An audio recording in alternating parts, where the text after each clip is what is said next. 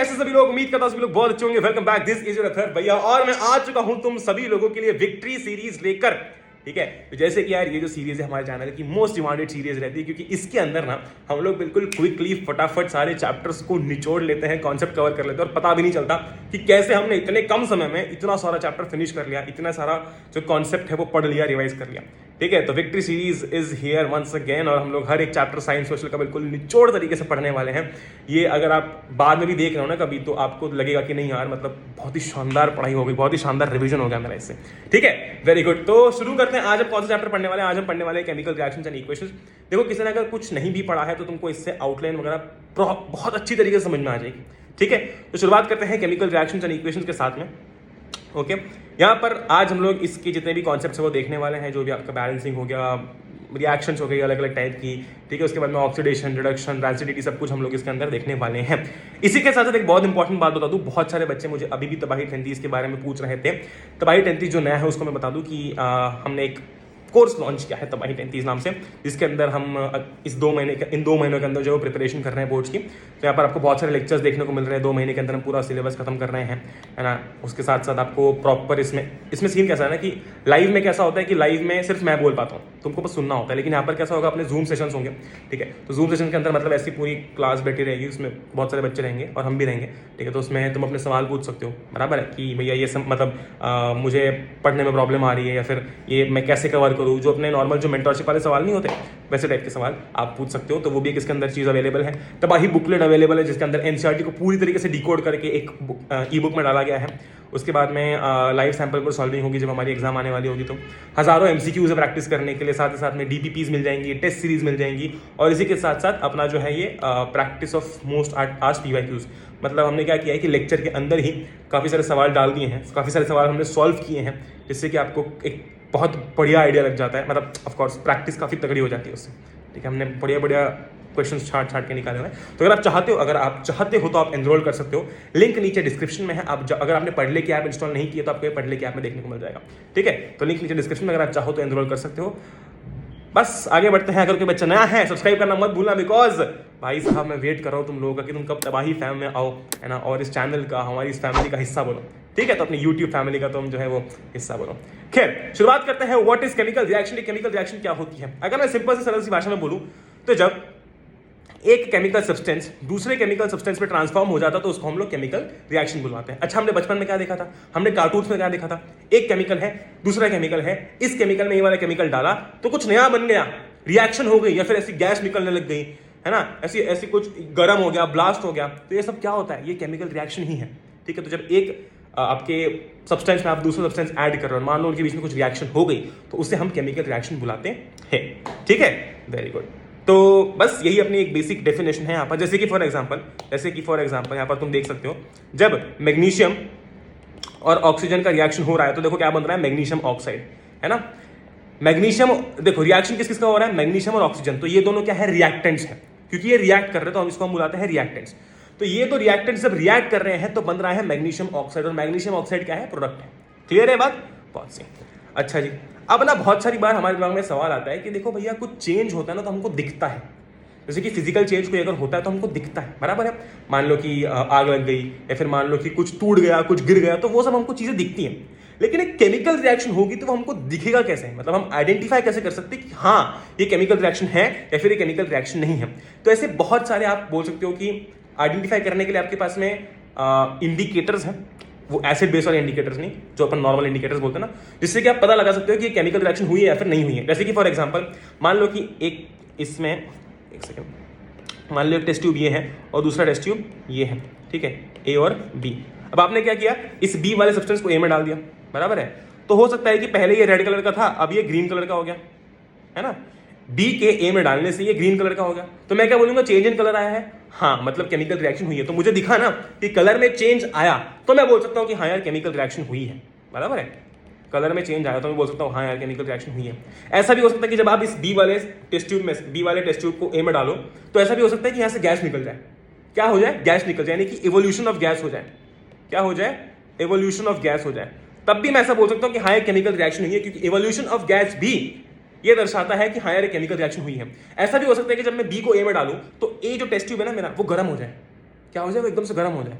एकदम से गर्म हो जाएगा इसका मतलब क्या है? एकदम से गर्म हो जाएगा इसका मतलब ये है कि भाई यहां पर क्या हो रहा है, टेम्परेचर राइज हो रहा है, टेम्परेचर बढ़ रहा है, और टेम्परेचर बढ़ रहा है इसका मतलब क्या है कि केमिकल रिएक्शन हुई है। बहुत बढ़िया, बहुत शानदार, बहुत गजब। आगे बढ़ते हैं, ठीक है, क्लियर है बात? हो सकता है ऐसा भी हो सकता है, बिल्कुल पॉसिबल है कि आपने ए में कुछ डाला, ठीक है, ए में कुछ डाला आपने, मान लो कि ए लिक्विड था और कुछ डालने के बाद में ए गैस बन गया, बराबर। तो यहां पर भी केमिकल रिएक्शन हुई है। क्यों? क्योंकि लिक्विड से गैस में स्टेट का चेंज आ गया। फिर ऐसा भी हो सकता है कि कुछ सॉलिड है ना, उसमें आपने कुछ डाला, वो लिक्विड हो गया। तो ये भी क्या है? Change in state. एमपी से यूपी नहीं, है ना, लिक्विड से गैस, सॉलिड से गैस, सॉलिड से लिक्विड, ठीक है, बहुत बढ़िया। तो ये सारे अपने कुछ फैक्टर्स होते हैं जिनको देख के हम बोल सकते हैं कि हाँ यार केमिकल रिएक्शन हो रही है, बराबर है। बहुत ये देखो, चेंज इन कलर हो सकता है, चेंज इन स्टेट हो सकता है, चेंज इन टेम्परेचर हो सकता है, इवोल्यूशन ऑफ गैस हो सकता है कि गैस इवॉल्व हो जाए, हो सकता है कि टेम्परेचर चेंज हो जाए, हो सकता है कि स्टेट चेंज हो जाए, हो सकता है कि कलर चेंज हो जाए। क्लियर है? बहुत बढ़िया। अच्छा जी, अब एक सिंपल सी भाषा में तुमको कुछ मैं समझाता हूँ। जैसे कि तुम्हें पता है यार कि हम ना, अगर मुझे 2+3 लिखना है तो हम ऐसे लिखते हैं क्या?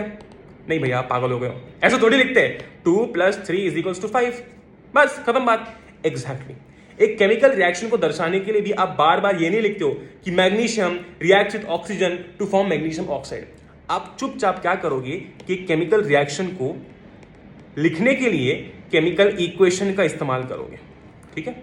सो मैं केमिकल इक्वेशन क्या होता है क्या बोल सकता हूं? Chemical equation is a way to represent a chemical reaction. जैसे कि मैं एक नॉर्मल इक्वेशन होती है ना, 2+3 = 5, ये मैं बोल रहा हूं, लेकिन लिखते समय मैं ऐसा नहीं लिखूंगा, मैं लिखूंगा 2+3 = 5। वैसे ही अगर मैं बोल रहा हूं कि magnesium reacts with oxygen to form magnesium oxide, तो ये मैं पूरा नहीं लिखूंगा, मैं लिखूंगा magnesium reacts with oxygen to form magnesium oxide. मैंने क्या किया? मैग्नीशियम का सिंबल यूज कर लिया, ऑक्सीजन का सिंबल यूज कर लिया, और मैग्नीशियम ऑक्साइड का सिंबल यूज कर लिया।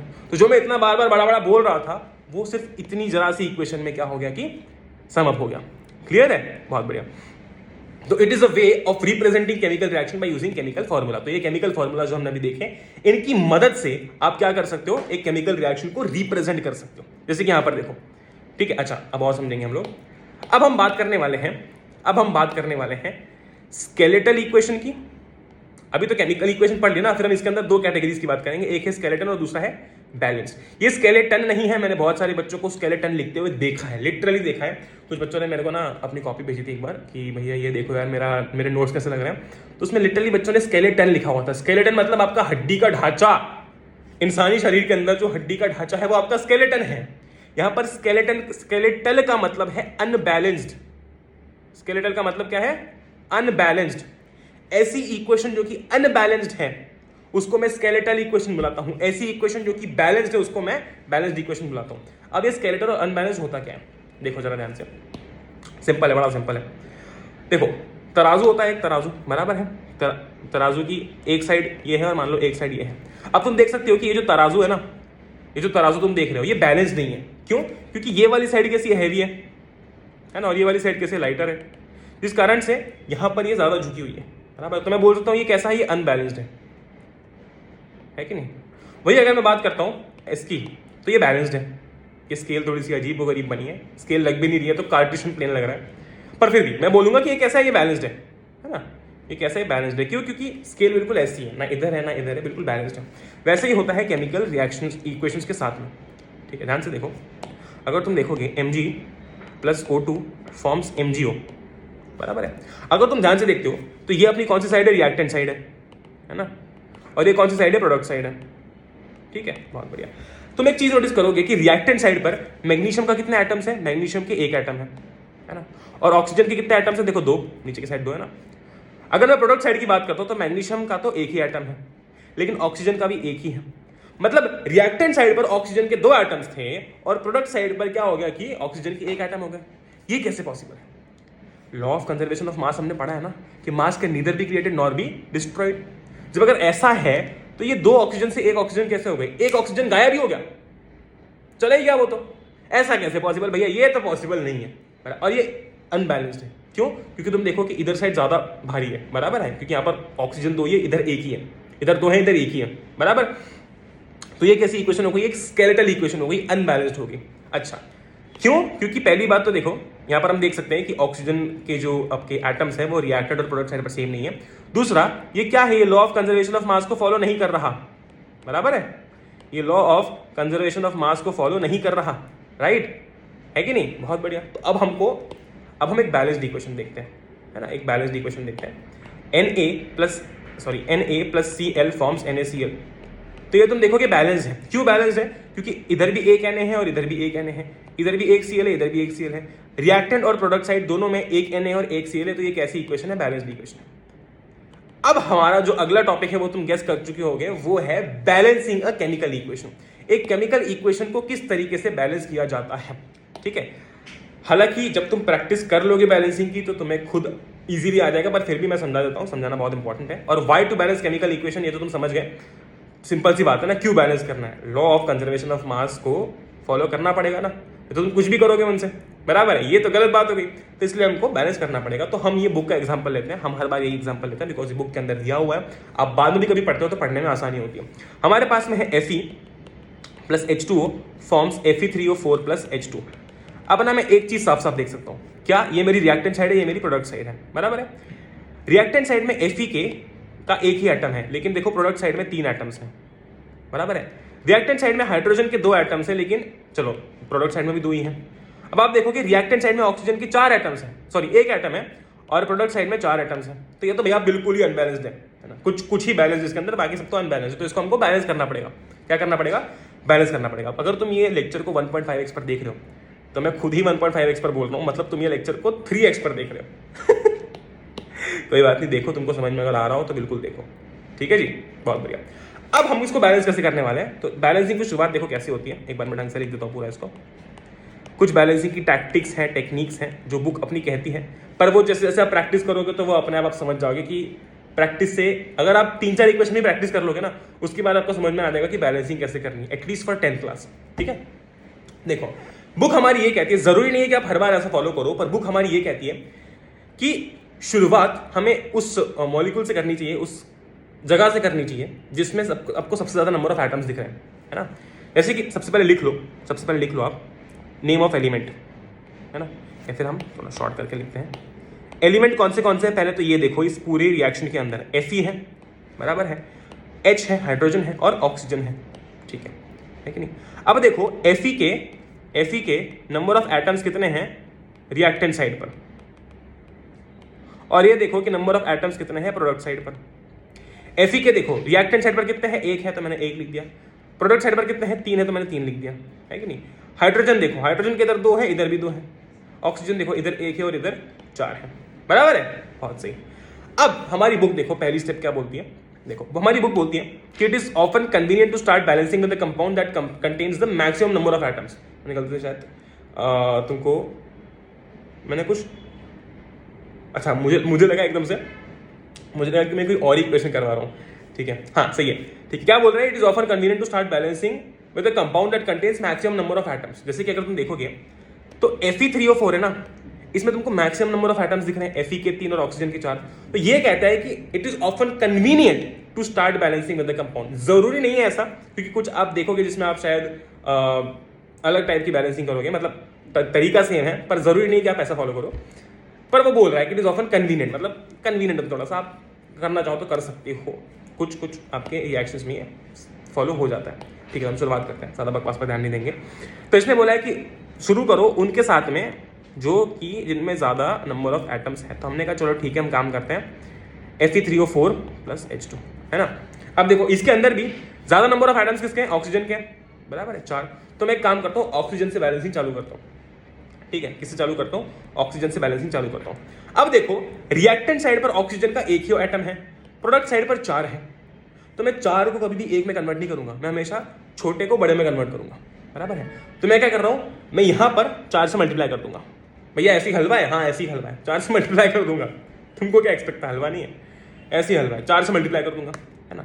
तो मैंने क्या किया, रिएक्टेंट साइड पर ऑक्सीजन के आगे 4 लगा दिया, बराबर है, बहुत सही।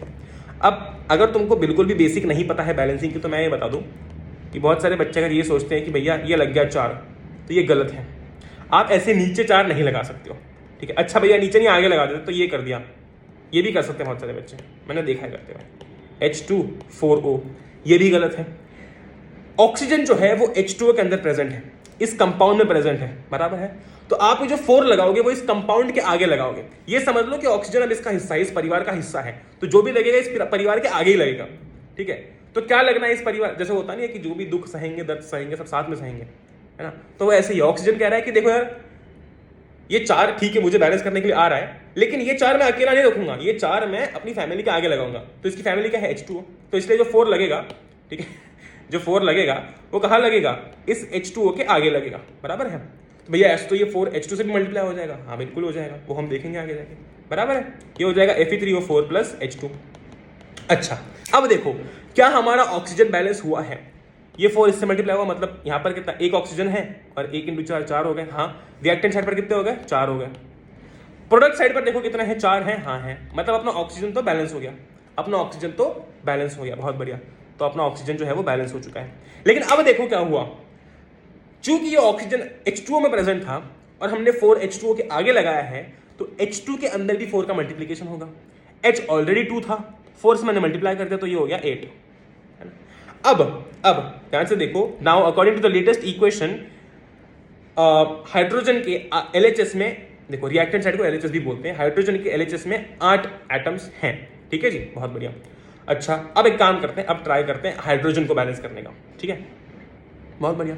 अब देखो सिंपल सी बात है, ये 8 हो गया है और इधर साइड कितना 2 है, मैंने क्या बोला छोटे को बड़े में कन्वर्ट करना है, तो मैं क्या करूंगा 2 के आगे 4 से मल्टीप्लाई कर दूंगा, है ना। जब मैंने 2 के आगे 4 से मल्टीप्लाई कर दिया तो ये कितना हो गया 8, ये कितना हो गया 8 हो गया, है कि नहीं। मतलब मैंने क्या किया यहाँ पर, मैंने क्या किया कि Fe प्लस 4H2O लिखा हुआ था, Fe3O4, और मैंने क्या किया प्रोडक्ट साइड पर, ये चीज भी ध्यान रखनी कि हम कहां पर मल्टीप्लाई कर रहे हैं, ठीक है। प्रोडक्ट साइड पर मैंने H2 के आगे 4 लगा दिया। अच्छा भैया इससे क्या हुआ, इससे देखो 4 × 2 8 हो गया ना, और रिएक्टेंट साइड पर भी कितने हाइड्रोजन थे, 8 थे, तो ये भी 8 ये भी 8, डन। तो बस मैं क्या बोल दूंगा कि मेरा हाइड्रोजन भी बैलेंस हो चुका है। अब Fe की बारी, देखो Fe रिएक्टेंट साइड पर कितना है, 1 है, प्रोडक्ट साइड पर कितना है, 3 है। अगर मैं 1 में 3 से मल्टीप्लाई कर दूंगा तो क्या मेरा काम हो जाएगा। मैंने 3 कहां पर मल्टीप्लाई किया है, देखो रिएक्टेंट साइड पर, तो मैं क्या करूंगा कि यहां पर Fe के आगे 3 लगा दूंगा।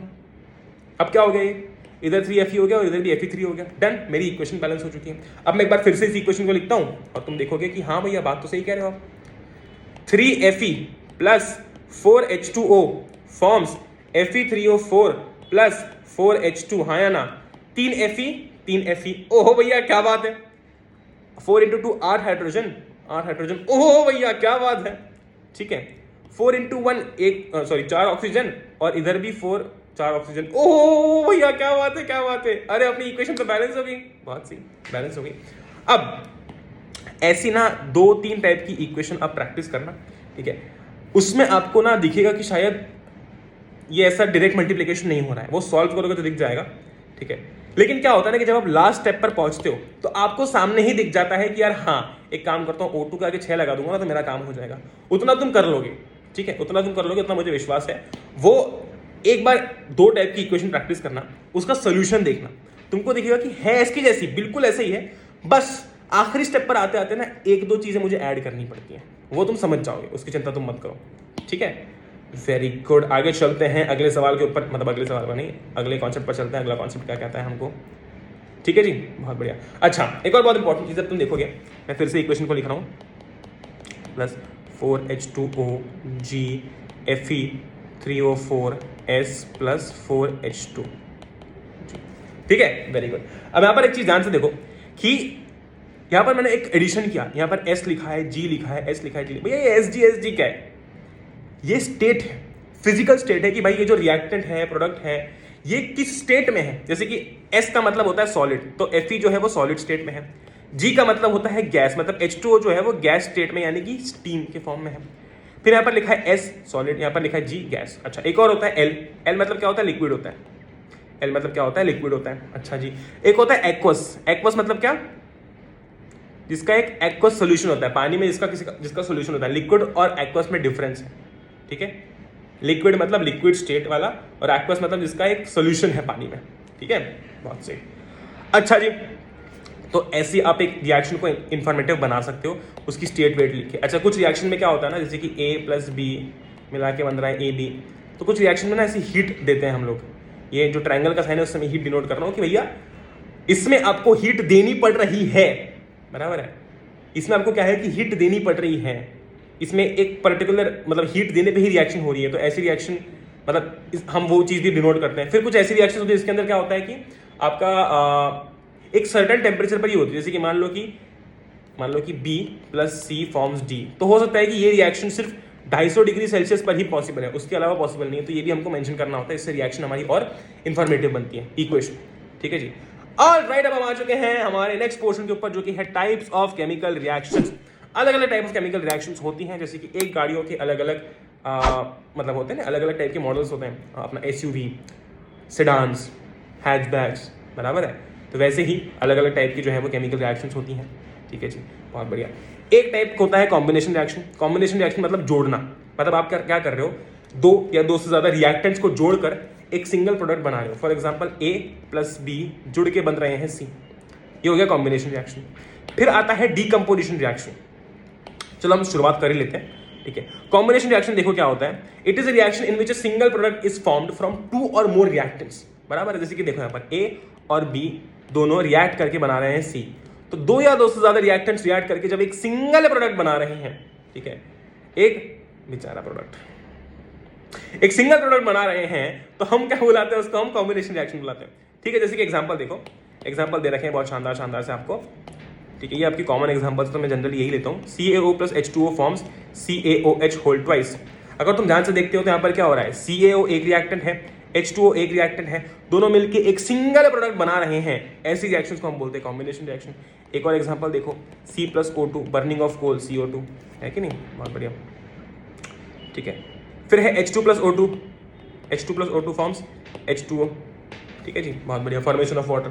तो ये सब क्या है, ये सारी कॉम्बिनेशन रिएक्शंस हैं। एक और चीज बता दूं, most of the combination reactions are exothermic. अब ये एक्सोथर्मिक क्या होता है भैया, देखो मैं एक बात तुमको बताऊं ना, जो तबाही 33 अपना जो तबाही 33 कोर्स है, अगर आपकी प्रिपरेशन हो चुकी है 90-95%, तो मैं बोलूँगा कि उस केस में एनरोल मत करो।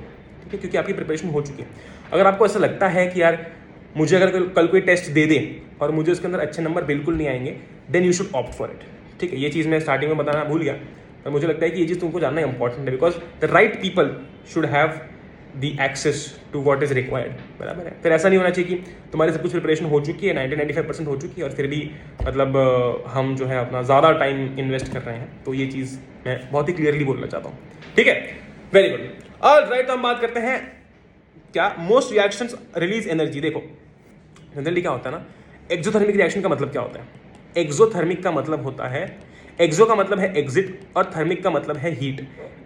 ऐसी रिएक्शन जिसमें हीट रिलीज होती है, हीट छूट रही है, हीट का एग्जिट हो रहा है ना, हीट निकल रही है, वैसी रिएक्शंस को हम बोलते हैं एक्सोथर्मिक रिएक्शंस। तो आपकी जो कॉम्बिनेशन रिएक्शंस होती है वो जनरली मतलब most combination reactions they release energy बोल लो, हीट बोल लो। ठीक है, ये क्या करती है, हीट या फिर एनर्जी रिलीज करती है, तो इसलिए हम उनको क्या बुलाते हैं, एक्सोथर्मिक बुलाते हैं। आगे चलते हैं अगली। अच्छा, व्हाइट वॉशिंग वॉल्स एक बहुत इंपॉर्टेंट रिएक्शन है, ध्यान रखना।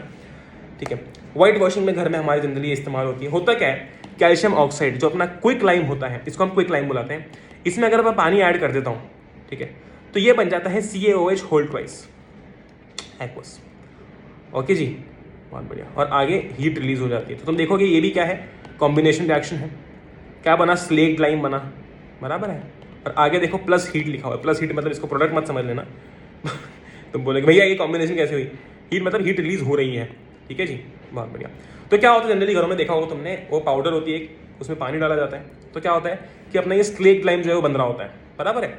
अब जो स्लेट लाइम बनता है, इसका हम इस्तेमाल करते हैं व्हाइट वॉशिंग करने में। ये जो स्लेट लाइम बना है, इसी का तो इस्तेमाल किया जाता है व्हाइट वॉशिंग करने में। ठीक है, बहुत बढ़िया। अब solution of slate lime produce in this reaction is used for white washing walls, इससे व्हाइट वॉशिंग की जाती है। इसके आगे भी कुछ कुछ चीजें होती हैं। ठीक है, जैसे ही ना ये स्लेट लाइम का आप अप्लाई करोगे, अप्लाई हो चुका है वॉल्स पर, अब जो आस पड़ोस में प्रेजेंट कार्बन डाइऑक्साइड है एयर के अंदर, वो इससे रिएक्ट करता है और बनाता है CaCO3 + H2O। क्या बनाता है, CaCO3 बनाता है। CaCO3 मतलब क्या होता है, कैल्शियम कार्बोनेट। क्या होता है, कैल्शियम कार्बोनेट। ठीक है, और जो हमारी दीवारों पर व्हाइट वॉशिंग के कारण शाइन आती है, वो उस CaCO3 के कारण आती है। ठीक है। तो 3 चीजें हैं, पहला कैल्शियम ऑक्साइड में पानी डाला तो कैल्शियम हाइड्रोक्साइड यानी कि स्लेट लाइम बना, जो कि हम इस्तेमाल करते हैं व्हाइट वॉशिंग में, तो उसको बढ़िया पोत दिया दीवार पर, ठीक है, हो गया बढ़िया, पेंट हो गया, व्हाइट वॉशिंग हो गई।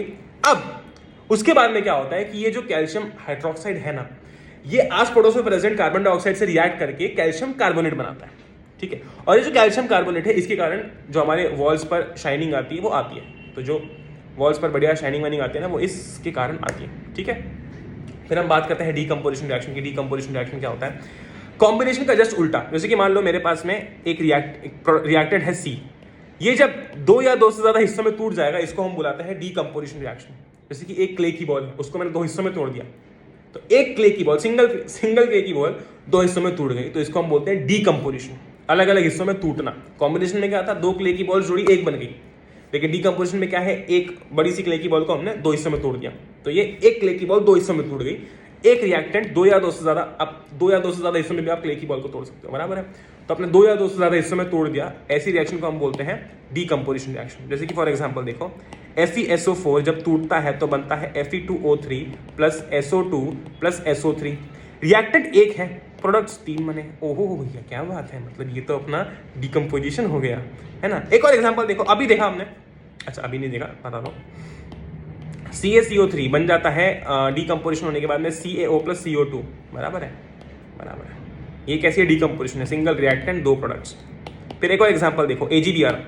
ओह AgBr जो है वो टूट जाता है, फॉर्म्स Ag प्लस Br2। ये भी कैसी रिएक्शन हो गई, अपनी डीकंपोजिशन हो गई।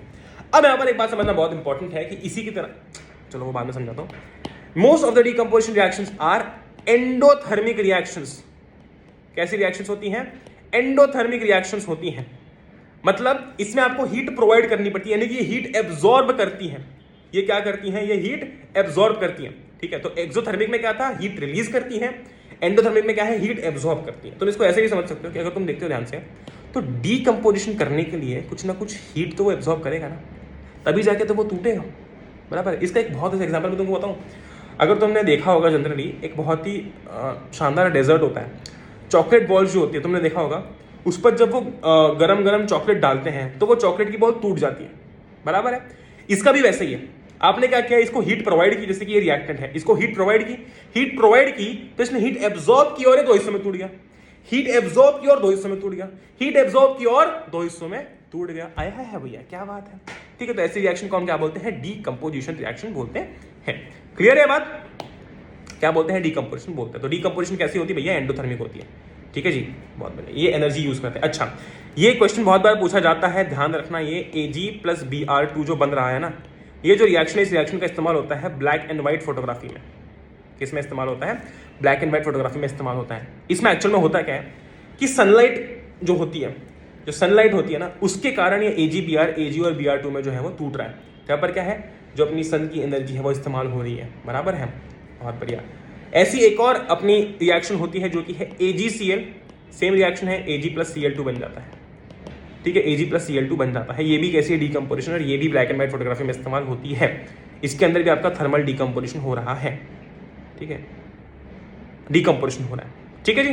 फिर आता है डिस्प्लेसमेंट रिएक्शन। डिस्प्लेसमेंट मतलब क्या होता, नहीं है कि मान लो कि जनरली स्कूल्स में भी होता है ऐसा, या फिर मैं थोड़ी पुराने ज़माने में जाता हूँ तो क्या होता है कि यार पुराने ज़माने में क्या होता है, जो ताकतवर जो ताकतवर राजा होते थे, वो कमज़ोर राजाओं को जो है वो उनकी गद्दी पर से हटा देते हैं। जैसे कि एक राजा है A, दूसरा राजा है B कमज़ोर है, A गया अपनी सेना मैंने लेके इस पर अटैक किया, ये हार गया, अब इसकी गद्दी पर A बैठ जाएगा, हाँ या ना, हाँ बिल्कुल सही। वैसे ही मैं बोल सकता हूँ कि ऐसी रिएक्शन जिसके अंदर एक लेस रिएक्टिव, मतलब एक मोर रिएक्टिव एलिमेंट एक लेस रिएक्टिव एलिमेंट को डिस्प्लेस कर लेता है, ठीक है, उससे हम बुलाते हैं डिस्प्लेसमेंट रिएक्शन। जैसे कि यहां पर देखो फॉर एग्जांपल, अपना Fe था और CuSO4, बराबर है। तो इसका CuSO4 का एक्वस सोल्यूशन है ना, CuSO4 का एक्वस सोल्यूशन है। उस CuSO4 के एक्वस सोल्यूशन में हमने आयरन डाला, ठीक है।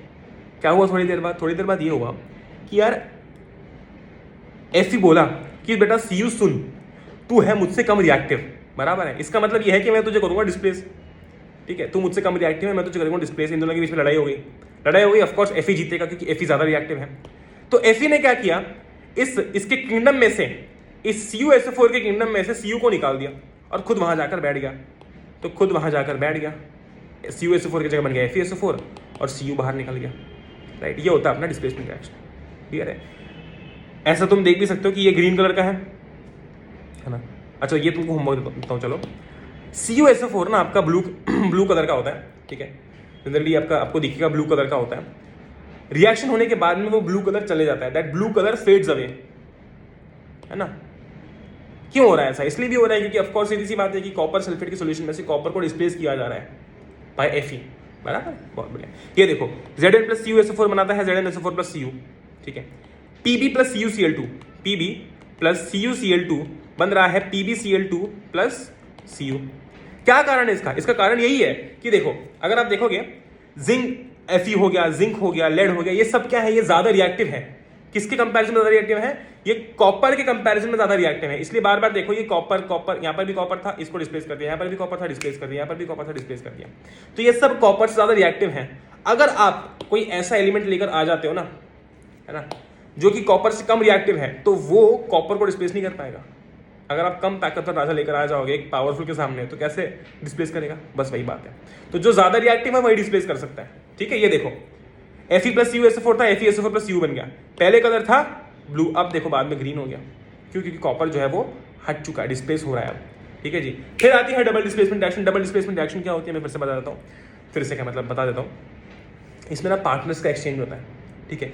आयन्स का एक्सचेंज होता है, ऐसे तुम कह सकते हो। जैसे कि देखो यहाँ पर AB प्लस CD रिएक्शन के बाद हो गया AD प्लस BC, यानी कि ये वाला पार्टनर इसके साथ चलेगा और ये वाला पार्टनर इसके साथ चलेगा।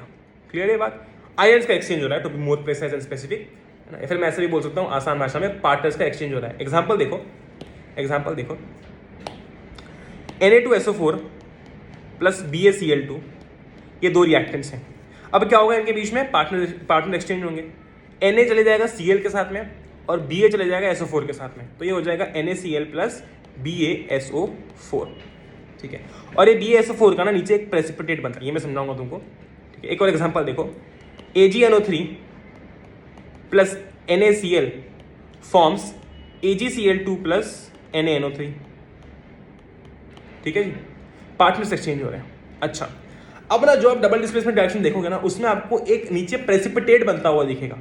प्रेसिपिटेट मतलब क्या? जो कि सॉल्यूशन में घुलता मिलता नहीं है, इंट्रोवर्ट है बेचारा, वो सॉल्यूशन में घुलता मिलता नहीं, वो चुपचाप नीचे जाके सेटल हो जाता है।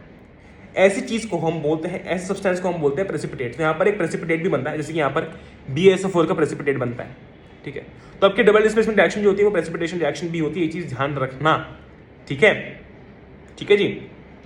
मतलब ऐसा हो सकता है बहुत सारी बार आप देखोगे कि जो आपके डबल डिस्प्लेसमेंट रिएक्शन है वो प्रेसिपिटेशन रिएक्शन भी है, उसके अंदर प्रेसिपिटेट भी बन रहा है, ठीक है। अब छोटा सा होमवर्क दे रहा हूँ, मुझे बताओ कि इसमें किसका प्रेसिपिटेट बनता है ना, और कलर भी बताना, ठीक है जी। छोटा सा होमवर्क है, टाइम स्टैम्प पर यहाँ पर मेंशन करके नीचे कमेंट करना, और BaSO4 का भी क्या कलर है वो नीचे टाइम स्टैम्प में कमेंट करना। याद से बिल्कुल याद से, हर एक बच्चे से मुझे कमेंट चाहिए, ठीक है जी। और ऐसा भी एक बार बता दूं तुमको कि देखो, अगर कोई एक रिएक्शन एक टाइप की ना, तो हो सकता है कि कोई दूसरे टाइप की भी हो, जरूरी नहीं है कि सिर्फ एक ही टाइप की होगी। आगे बढ़ते हैं, बात करते हैं रेडॉक्स रिएक्शन की। What is redox reaction? Redox reaction का सिंपल सा मतलब ये है रेडॉक्स रिएक्शन का सिंपल सा मतलब ये है रिडक्शन ऑक्सीडेशन। ये समझाता हूं मैं क्या होता है। देखो एक एग्जांपल देखो, यहाँ पर एग्जांपल देखो, फिर मैं तुमको प्रॉपर कॉन्सेप्ट समझाऊंगा। CuO plus H2 forms Cu plus H2O, बराबर है। यहाँ पर तुम एक चीज नोटिस करोगे कि पहले ये CuO था, बराबर है। CuO से ये बन गया Cu, मतलब इसके पास से ऑक्सीजन चला गया, है ना। बहुत बढ़िया।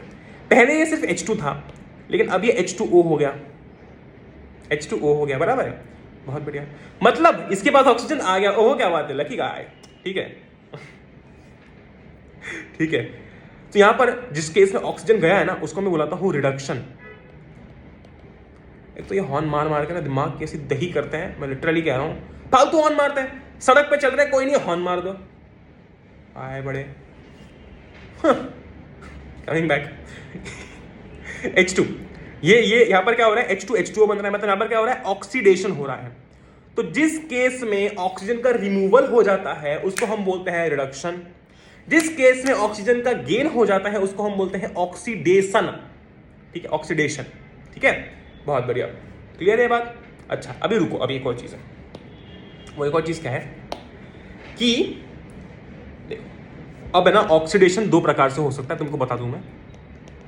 पहला प्रकार, पहला टाइप कि ऑक्सीजन का गेन हो जाए या फिर हाइड्रोजन का लॉस हो जाए।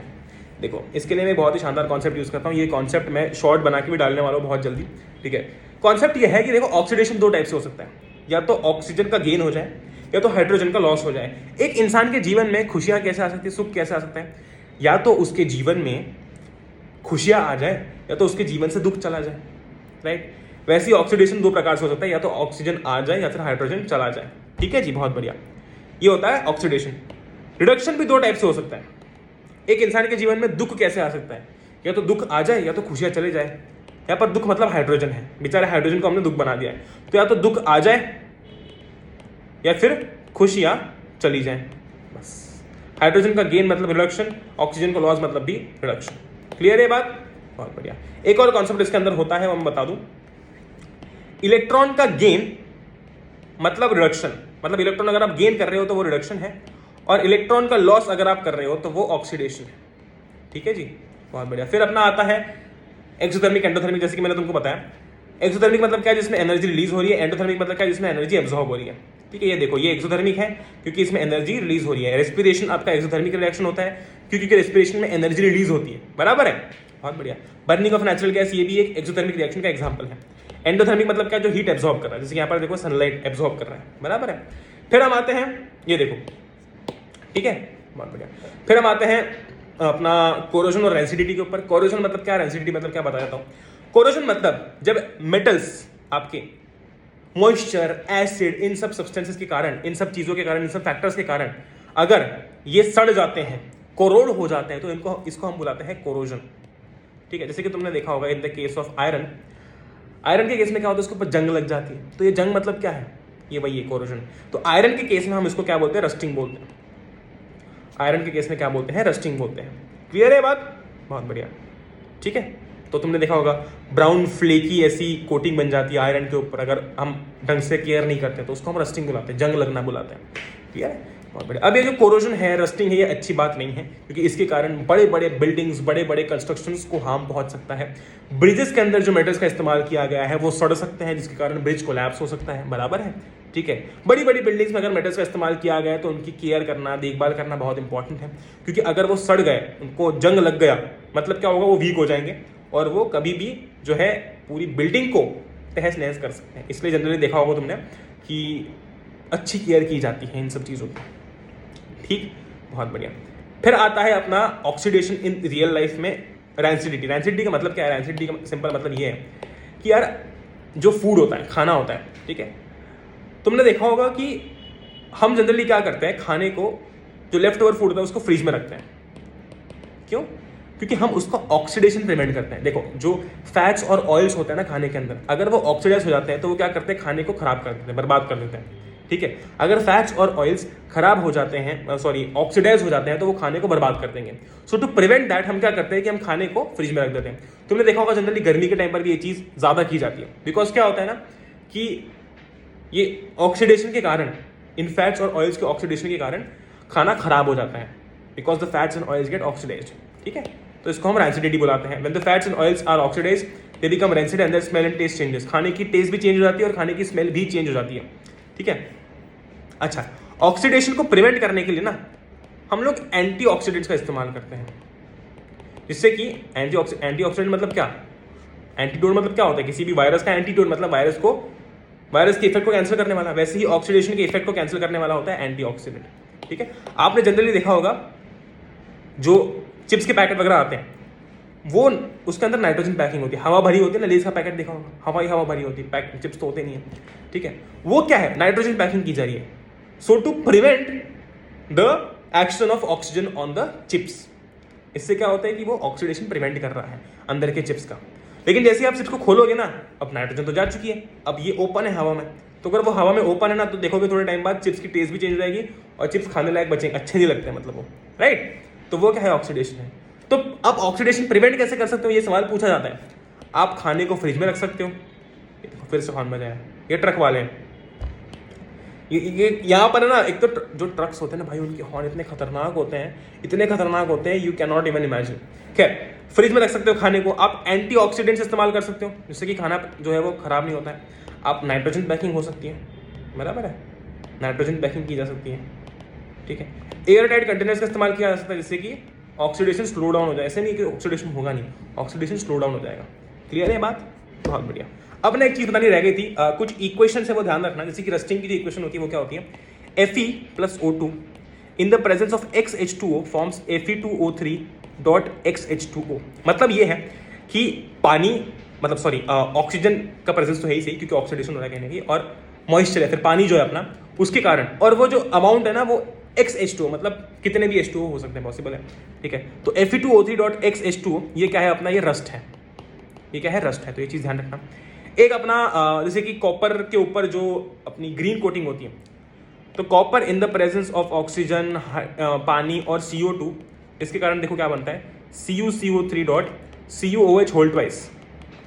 इसको हम बुलाते हैं basic copper carbonate, basic copper carbonate, ठीक है। तो ये जो होता है वो ये ग्रीन कलर का होता है, आगे ये ग्रीन कलर का होता है, ठीक है। तो ये चीज़ ध्यान रखना, और इसके कारण हो रही होती है। और अपना जो सिल्वर है ना, उसकी रस्टिंग होती है because of H2S, hydrogen sulphide, ठीक है। किसके कारण होती है, बिकॉज ऑफ हाइड्रोजन सल्फाइड होती है। तो ये बन जाता है अपना Ag2S। क्लियर है बात, समझ गए बात को? तो अपना ये जनरली ब्लैक कलर का होता है। किस कलर का होता है, ब्लैक कलर का होता है, बराबर। तो ये जो ब्लैक कोटिंग है जो आप देखते हो सिल्वर के ऊपर, और जो ग्रीन कोटिंग है कॉपर के ऊपर, और जो आप रस्टिंग देखते हो, वो इक्वेशंस ये है, ध्यान रखना। ये चीज पूछा जा सकता है कभी भी। With that being said we have come to the end of this amazing session. थोड़ा लंबा ये बन गया है, पर अब हम आने वाले लेक्चर्स थोड़े से और सम अप कर देंगे। विद दैट बीइंग सेड मिलते हैं हम लोग अगले लेक्चर के अंदर। Stay home, stay safe, take care, love you all, जय हिंद, वंदे मातरम। सब्सक्राइब नहीं किया है मेरी जान तो कर दो, क्योंकि ऐसी अमेजिंग चीजें आपको इतनी चैनल के ऊपर आती रहती हैं, ठीक है। और अपनी तबाही फैम तो एक फैमिली है। विद दैट बीइंग सेड मिलते हैं हम लोग, जय हिंद, वंदे मातरम, good bye, love you all.